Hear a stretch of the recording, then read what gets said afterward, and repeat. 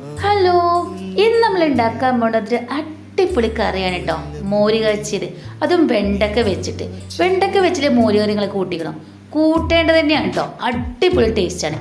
നല്ല പിഞ്ച് വെണ്ടക്ക എടുക്കുക, നല്ല പോലെ ചെറുതായിട്ടൊന്ന് മുറിച്ചെടുക്കുക. നല്ല ചെറുതാവേണ്ട, അത്യാവശ്യം വലുപ്പത്തിൽ. പിന്നെ ചട്ടിയിലേക്ക് നമുക്ക് വെളിച്ചെണ്ണ ചേർത്ത് കൊടുക്കുക.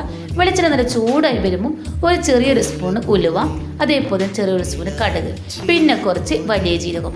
അതും പൊട്ടി തീരുമ്പോൾ നമുക്കതിലേക്ക് ഇഞ്ചിയും പച്ചമുളകും ഒരു സവോള അരിഞ്ഞതും കൂടി ചേർത്ത് കൊടുക്കുക. നല്ല പോലെ ഒന്ന് വഴറ്റി കൊടുക്കുക. നല്ലൊന്ന് മൂത്ത് വരുന്ന സമയത്ത് നമുക്കതിലേക്ക് നമ്മൾ മുറിച്ച് വെച്ചിരിക്കുന്ന വെണ്ടക്കല്ലേ അതും കൂടി ഒന്ന് ചേർത്ത് കൊടുക്കണം.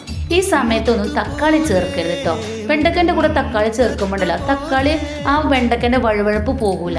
അപ്പോൾ നമ്മൾ ആദ്യം വെണ്ടക്ക ചേർത്തിട്ട് വെണ്ടക്ക നല്ലൊന്ന് മൂത്ത് വരുന്ന സമയത്ത് മാത്രമേ നമുക്ക് അതിലേക്ക് തക്കാളി ചേർക്കാവൂ. അപ്പോൾ നമ്മൾ വെണ്ടക്ക ഒന്ന് മൂത്ത് വരുന്ന സമയത്ത് നമുക്ക് അതിലേക്ക് പാകത്തിന് ഉപ്പ് ചേർത്ത് കൊടുക്കുക. ഉപ്പ് ചേർത്ത് ഒന്നുകൂടി നല്ലോണം ഇളക്കി കൊടുക്കുക. അതിനുശേഷം മുറിച്ച് വെച്ചിരിക്കുന്ന തക്കാളി ചേർത്ത് കൊടുക്കുക. തക്കാളി നല്ലോണം ചേർത്ത് കൊടുത്ത് നല്ല പോലെ ഇളക്കി കൊടുത്ത് തക്കാളി ഒന്ന് വഴന്ന് വരുന്ന സമയത്ത് നമുക്ക് 1/2 സ്പൂൺ മഞ്ഞൾപ്പൊടി, പാകത്തിനുള്ള മുളകും പൊടി, പിന്നെ അതേപോലെ 1/4 ടീസ്പൂൺ മല്ലിപ്പൊടിയും കൂടി ചേർത്ത് കൊടുക്കുക. പിന്നെ കുറച്ച് കായപ്പൊടിയും വേണം, അതും കൂടി ചേർത്ത് കൊടുത്ത് നല്ല പോലെ ഒന്നുകൂടി ഇളക്കി കൊടുക്കുക. ആ ചൂട് കിടന്നാണ് നമുക്ക് ആ മസാലകളൊക്കെ ഒന്ന് മൂത്ത് വരണം. ആ മൂത്ത് വരുന്ന സമയത്ത് നമുക്ക് എന്താട്ടണം അറിയാം, അതിലേക്ക് പാകത്തിൻ്റെ വെള്ളം ഒഴിച്ചു കൊടുക്കുക. ഉപ്പ് നമ്മൾ ഓൾറെഡി ചേർത്തുകൊണ്ട് ഉപ്പുണ്ടോ നോക്കിയിട്ട് ബാക്കി ഉപ്പും കൂടി ഒന്ന് ചേർത്ത് കൊടുക്കുക. നല്ല പോലെ വെന്ത് വരട്ടെ. വെന്ത് വരുന്ന സമയത്ത് നമുക്ക് അതിലേക്ക് തേങ്ങ അരച്ചത് ചേർത്ത് കൊടുക്കുക. ഈ തേങ്ങയിലേക്ക് നമുക്ക് ഒന്നും ചേർത്തിട്ടില്ല, വെറും തേങ്ങ മാത്രമാണ് കേട്ടോ.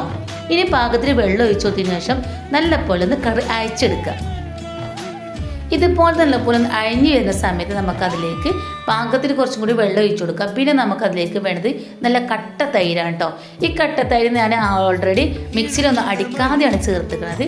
അപ്പോൾ നിങ്ങൾക്ക് വേണമെങ്കിൽ അടിച്ചിട്ടൊന്ന് ചേർത്ത് കൊടുക്കുക, ഇല്ലെങ്കിൽ അതുപോലെ തന്നെ ചേർത്ത് കൊടുക്കുക. ഏതാണെങ്കിലും കുഴപ്പമില്ല.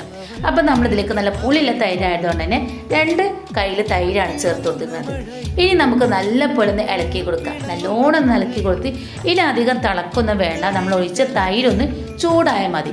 അതിനുശേഷം അതിലേക്ക് നമുക്ക് കുറച്ച് കറിവേപ്പില ചേർത്ത് കൊടുക്കുക, ഒന്ന് മൂടി വെക്കാം. ഇനി നമുക്ക് ചോറുണ്ടാൻ സമയത്ത് ഒന്ന് തുറക്കുക. എന്നിട്ട് നമുക്ക് നല്ല പോലെ ഇളക്കി നമുക്ക് കുറച്ച് കറി വെച്ച് ചൂടുള്ള ചോറിലേക്ക് കുറച്ച് കറി വെച്ച് കഴിച്ചാലോ കിടിലൻ ടേസ്റ്റാണ്. അപ്പോൾ എല്ലാവരും ഇത് ഉണ്ടാക്കി നോക്കാം. ഇഷ്ടപ്പെട്ടാൽ ലൈക്ക് ചെയ്യണേ.